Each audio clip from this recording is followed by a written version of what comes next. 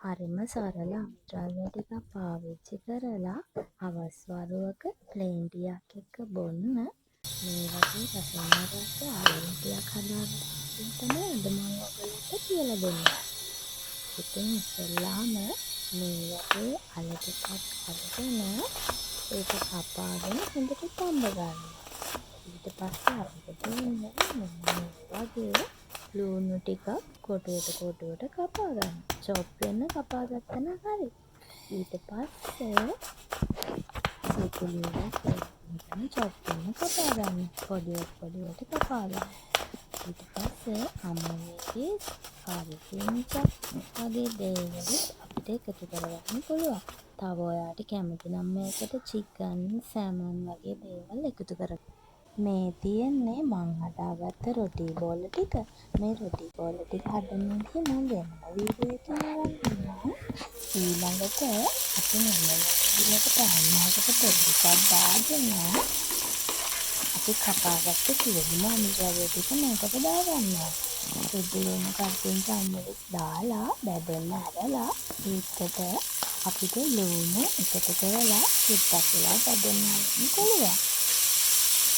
ඊට පස්සේ ලුණු ටික සුද්දක් තැම්බෙන්න තියලා අපිට ඒකට කෑලි මිරිස්, ගම් මිරිස්, එතකොට ලුණු කුඩු ටිකක් එහෙම එකතු කරගන්න පුළුවන්. ඔයාට ඕන නම් මේකට හලු කුරුඳු කෑල්ලක් උනත් එකතු කරගන්න පුළුවන්.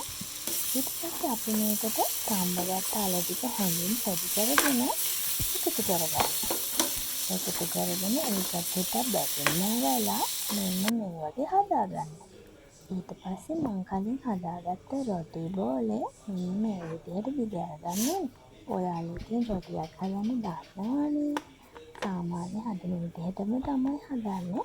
අපිට පොල් එකතු කරලත් හදන්න පුළුවන්, පොල් එකතු කරන්නේ නැතුවත් හදන්න පුළුවන්.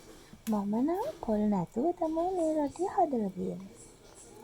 ඊට පස්සේ අපි හදාගත්ත අල පේස්ට් එක මේ රොටිය මැදට තියාගෙන අපි මේ රොටිය වටේම එකතු කරගන්නවා.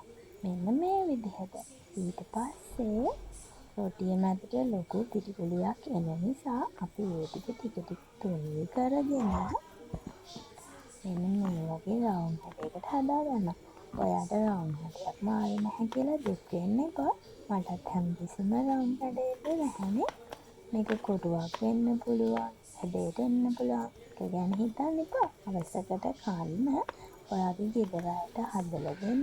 මේ වගේ රසමසල රොටියක් try කරන්න. ඊපස්සේ මෙන්න මේ වගේ හදාගන්න පුළුවන්.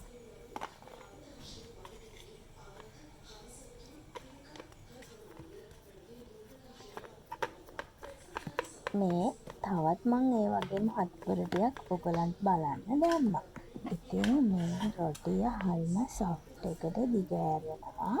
මේකට මම දාලා තියෙන්නේ ලුණුයි වතුරයි විතරයි. ලුණුයි වතුරයි පාන් පිටි වලට මික්ස් කරලා ටිකක් වෙලා පැය භාගයක් විතර රොටිය හදලා වහලා තියලා තමයි මම යාලා තියෙන්නේ. බිත්තරයක්වත් දාගන්න අවශ්‍යතාවයක් නැහැ.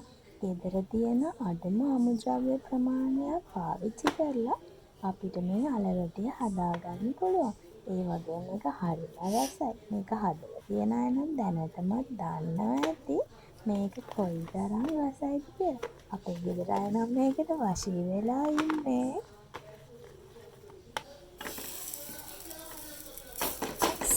මෙන්න මේ වගේ පෑන් එකක් ලිපේ තියලා අපි රොටිය එකට දාලා පිච්චෙන්න ආරයි.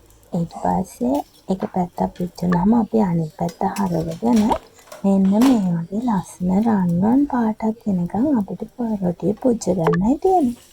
ඉතින් මේ තියෙන්නේ අවසානයේදී මම හදාගත්ත මගේ අල රොටිය.